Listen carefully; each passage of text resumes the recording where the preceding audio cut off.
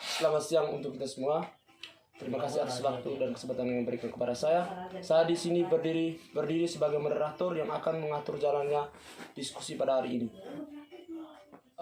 Saya di sini tidak berdiri sendiri, saya ditemani ketiga rekan saya. Waktu dan kesempatan saya berikan kepada untuk teman-teman memperkenalkan diri. Selamat siang untuk kita semua. Terima kasih kepada moderator yang telah mempersilahkan saya untuk memperkenalkan diri. Singkat saja, nama saya Renata Renyarus Sarendale. Di sini saya berdiri sebagai pemateri 1. Terima kasih. Perkenalkan, nama lengkap saya Ronaldus Wisoborusawa. Saya di sini sebagai pemateri 2. Perkenalkan, nama lengkap saya Ricardus Dominikus Kaju. Saya di sini sebagai pemateri 3. Terima kasih atas perkenalan dari ketiga rekan saya. Waktu selanjutnya dengan pemaparan materi.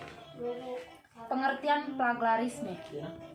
Plagiarisme adalah suatu kegiatan menjiplak atau mengambil karangan, pendapat dan sebagainya dari orang lain dan menjadikannya seolah karangan dan pendapat sendiri.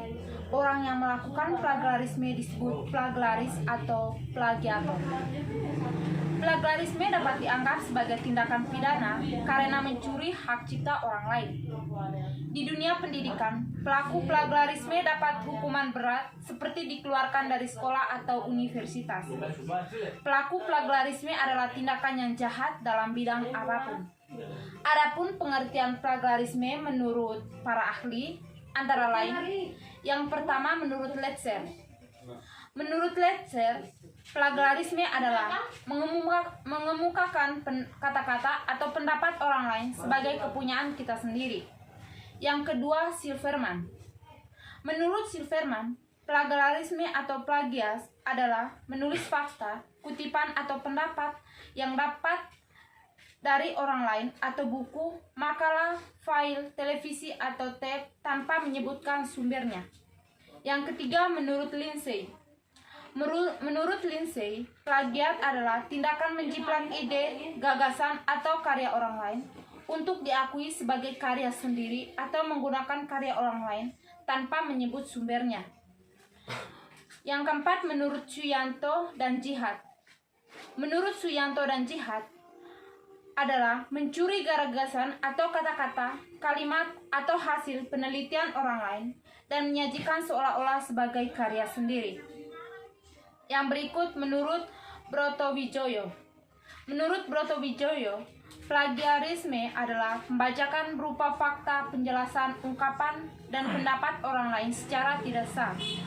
Yang berikut menurut Peraturan Menteri Pendidikan Republik Indonesia Nomor 17 Tahun 2010. Plagiat adalah perbuatan sengaja atau tidak sengaja dalam memperoleh kredit atau nilai untuk suatu karya ilmiah dengan mengutip sebagian atau seluruh karya ilmiahnya tanpa menyertakan sumber secara tepat dan memadai. Adapun ruangan lingkungan dalam plagiarisme yaitu yang pertama,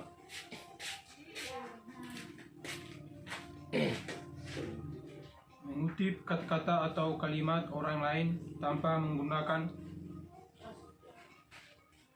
tanda kutip dan tanpa menyebutkan identitas sumbernya.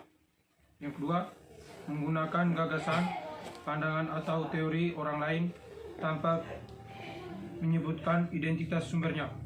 Yang ketiga, menggunakan fakta, data, informasi milik orang lain tanpa menyebutkan identitas sumbernya.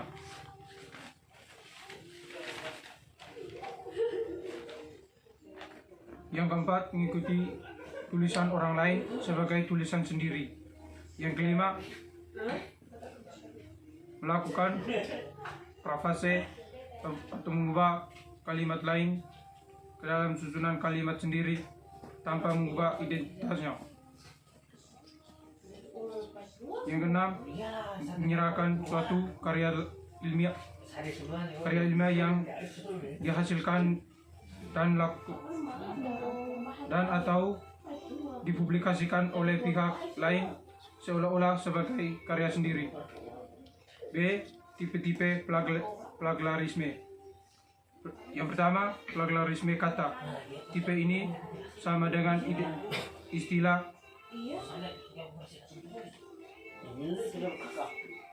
Istilah Slovis copy yakni mengutip karya orang lain secara kata demi kata tanpa menyebut sumbernya. Yang kedua, plagiarisme sumber. Tipe ini biasanya memiliki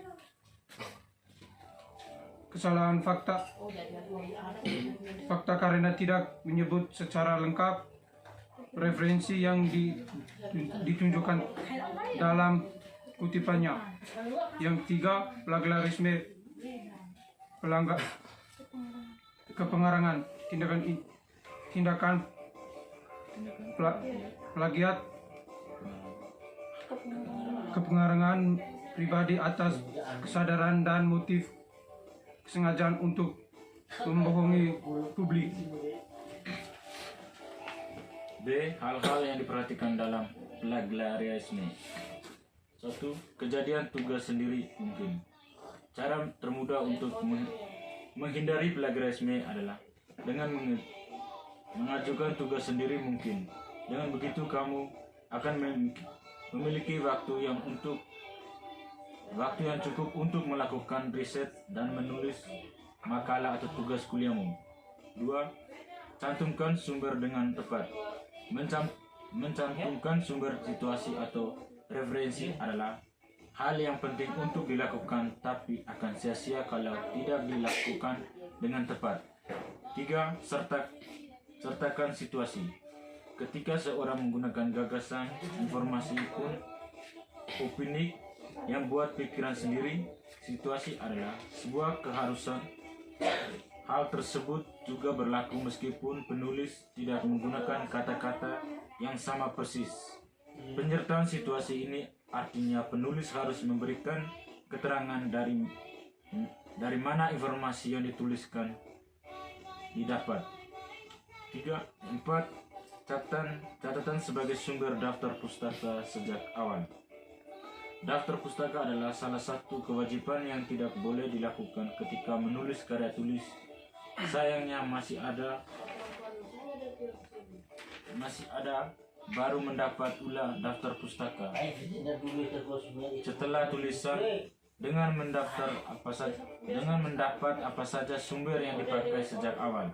Kesalahan bisa diminimalisir pun akan sangat membantu dalam penyajian daftar pustaka. 5.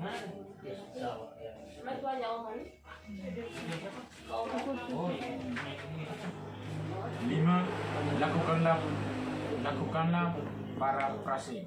Tulisan yang hanya menggunakan kutipan langsung lebih berpotensi dianggap melakukan plagiarisme. Cara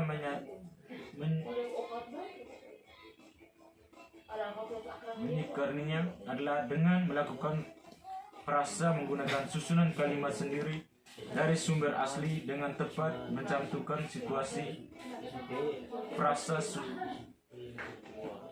Parafrasa juga lebih mudah untuk dilakukan sebab formatnya tidak serumit jika menggunakan cara mengutip langsung.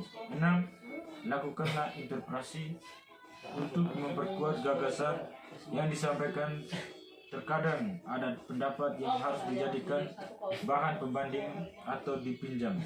Dalam hal ini bisa jadi analisisnya terlalu rumit maupun butuh interpretasi tambahan. 7. Gunakan aplikasi anti plagiarisme. Apabila penulis masih merasa khawatir dengan hasil akhir karya tulisnya. Terima kasih. Baik, terima kasih. Mungkin hanya itu saja yang dapat kami jelaskan. Kurang dan lebihnya dapat kita belajar bersama-sama. Terima kasih dan selamat siang untuk kita semua.